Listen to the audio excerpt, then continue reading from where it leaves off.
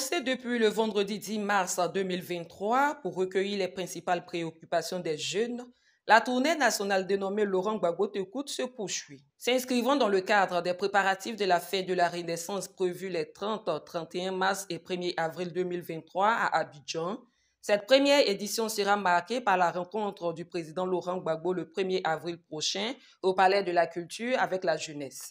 À cet effet, plusieurs responsables du parti sont en mission pour écouter les jeunes dans diverses localités avant l'important rendez-vous. La délégation conduite par le premier secrétaire général adjoint du PPACI, Justin Koua, était le mercredi 15 mars 2023 à Korogo, capitale de la région du Poro, pour écouter les jeunes.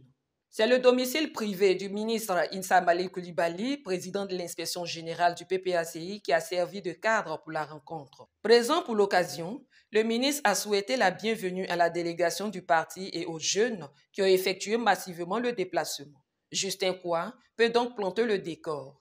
Il encourage les jeunes à s'exprimer librement tout en les rassurant de la fidèle transmission de leurs requêtes à son Excellence le président Laurent Gbagbo. Nous avons été envoyés par le président Gbagbo Laurent, pas pour une réunion politique, pas pour une réunion politique. On a été envoyé par le président Gbagbo pour vous écouter. Pour vous écouter. Tous les jeunes venus de Dikodougou, Srimatiali, Korogo et autres, nous sommes là sous l'autorité de notre supérieur, le ministre Issa Malik, pour enregistrer vos préoccupations, vos problèmes. Parce que le président Gbagbo Laurent a prévu rencontrer les jeunes de Côte d'Ivoire le 1er avril pour échange. Venus des départements de Korogo, Mbengue, Dikodougou, Sinematiali, de l'université Peloforo-Bon et des zones rurales, les jeunes n'ont pas boudé l'exercice. Ils ont égrené leurs difficultés quotidiennes. Concernant la formation, mon problème c'est au niveau de la bibliothèque. Lorsque nous allons à la bibliothèque de l'université, nous constatons qu'il n'y a pas de livres. Pour faire nos recherches pour le mémoire, nous constatons vraiment qu'on ne trouve pas nos thèmes. Souvent, pour avoir les livres, on ne trouve même pas de livres même pour pouvoir faire nos recherches.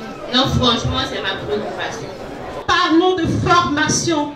Mais comment parler de formation si nous ne parlons pas du bien-être des étudiants? Dites-moi, comment parler de formation si nous ne parlons pas de bien-être des étudiants? Nous voulons tous avoir une bonne formation. Quand nos lits ne sont pas confortables, est-ce que nous pouvons nous lever de prendre et nous rendre au cours? Quand nous postulons pour des bourses et que ces bourses tardent à venir, est-ce que nous pouvons avoir une bonne formation? Quand nous n'avons pas d'ordinateur pour nos recherches, tandis qu'on nous appelle étudiants-chercheurs, est-ce que nous pouvons réussir? Notre faculté, il faut croire que non, elle est un peu plus complexe que les gens parlent. Mais nous devons faire des sorties de terrain. Des sorties de terrain, nous devons sortir pour aller sur le terrain, pour pouvoir approfondir nos connaissances qu'on nous apprend en amphi. Mais lorsqu'on arrive sur ce genre de cours, les sorties de terrain sont sautées. On ne comprend pas pourquoi. S'il y a des sorties de terrain, ils disent que non, que les étudiants cotisent eux-mêmes pour pouvoir faire leur sortie de terrain, ce qui n'est pas normal. Et puis en plus, les salles de télé ne sont même pas matérialisées. Il n'y a pas de climatiseur, il n'y a pas d'embout. Quand vous faites les télé, vous êtes obligé de finir avant l'heure parce que, à l'inverse, vous n'avez plus voir ce que vous écrivez, ni voir ce qui est au tableau. Loin de l'université, très très loin de l'université. Je vous assure, nous avons 3 bus, mais un seul bus où.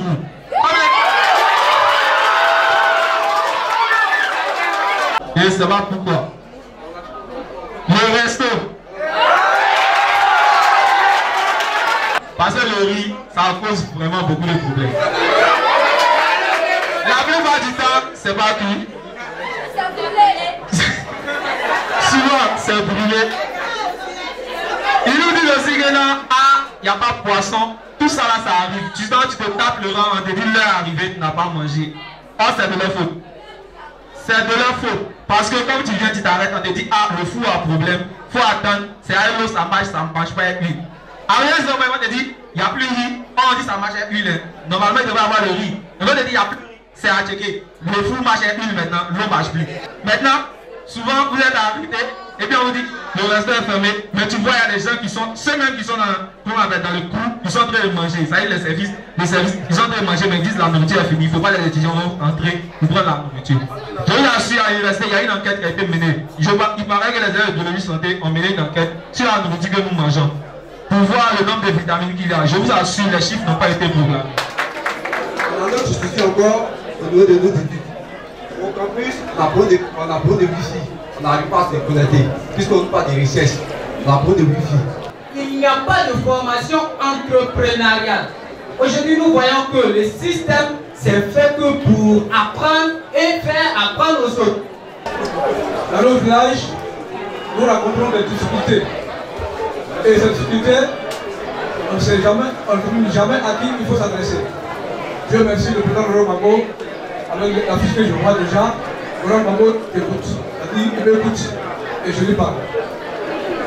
Au niveau de Kombolo-Dougou, nous avons un grand problème. Les jeunesses de Kombolo-Dougou, les femmes, elles se deux problèmes. Au côté de l'agriculture, les cultures n'ont jamais réussi. Et à tout moment, et même quand on fait la culture à la récolte, les ventes, les choses, les acheteurs nous prennent ça moins cher. Le paysan qui a eu le souci, et un problème à la maison, qu'est-ce qu'il doit faire? Il est obligé de dire oui, je vends mon tour à temps. Quand même, ce n'est pas le prix, mais parce qu'il a un problème à la maison. Ça, c'est un autre problème. Au côté Anakad, partout on voit, actuellement, c'est ce que nous voyons. Le prix bon marché, bon champ, on sait. Mais chez nous, on lui dit c'est 250. Concernant la politique, si je peux me prononcer, je peux dire que jusqu'à présent, nous sommes des jeunes. Mais l'aspect qu'on a vu de la politique, c'est un aspect négatif. Vous voulez que nous, on discute, nous jeunes, on discute des sujets où ce sont les dirigeants qui dirigent. Aujourd'hui, vous nous donnez la parole, on se prononce. Qu'est-ce qui prouve que le président Gbagbo lui-même va prendre ce qu'on dit en considération? Il n'est pas le premier à venir vers nous. Avant que lui ne vienne, il y a eu d'autres. Nous sommes au nord. Voilà, il y a plusieurs ministres depuis décembre qui s'approchent de nous, qui discutent. Mais après ce moment de politique, d'élection, où est-ce qu'ils vont rentrer? On sait très bien rentrer chez eux dans leur maison luxueuse pour nous laisser dans nos amphis, notre université.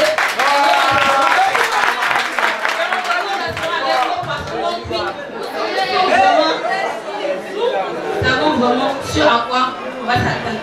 On ne dit pas qu'on n'est pas ouvert à la discussion. Oui, mais si vous voulez que nous, on vous prenne vraiment au sérieux, il faut faire des choses. Il ne faut pas venir discuter. Venez passer à l'acte. Nous ne sommes pas obligés de vous dire que la bourse est difficile à acquérir. Venez, donnez-nous la bourse. Attribuez-nous la bourse. Offrez-nous des, comment dirais-je, des ordinateurs. Voilà. Tout le monde sait que les cantines ne sont pas vraiment pris de charge, comme on le dit. Que l'État paye 200, nous on paye, l'État paye 800, nous on paye 200, mais ce qu'on mange là, nous ne sommes pas obligés de vous dire ce qu'on mange. Vous savez très bien ce qu'on mange. Donc si vous voulez qu'on vous prenne vraiment en considération, venez vers nous. Venez vers nous, pas par la parole, mais par les actes. Aujourd'hui, quand tu es en Afrique, tu descends dans le feu. Il y a tout le temps des guerres, il y a tout le temps des mésententes, il y a tout le temps des discours poignants. Et cela est ahurissant, cela fait peur. Donc nous nous disons ailleurs c'est le paradis et que là-bas nous allons bien nous reposer et là nous ne risquons pas de mourir demain. Donc je pense que c'est tout ce qui nous amène à laisser ce beau pays et d'aller s'installer ailleurs. Tour à tour, ils ont relevé les problèmes dans les secteurs de l'éducation et formation, de l'emploi, de l'entrepreneuriat, des difficultés en milieu rural, des questions de l'immigration clandestine. Ils ont aussi jeté un regard sur la vie politique ivoirienne et sur les causes du décrochage scolaire. Ces pertinentes préoccupations ont toutes été bien notées par le chef de mission, le premier secrétaire général adjoint Justin Kouah, qui les transmettra au président Laurent Gbagbo.